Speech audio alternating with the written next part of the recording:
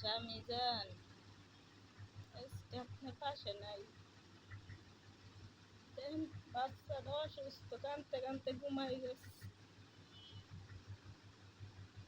কালকে বাথরুমের টাঙ্কিতে বাচ্চাটা পড়ে গেছে। তুই এত কামে যাই, কি দেখবে বলেন? আপনি কেন পাশে থাকেন না বলেন? কেন এত বিয়ে করার দরকার ছিল বলতে পারেন?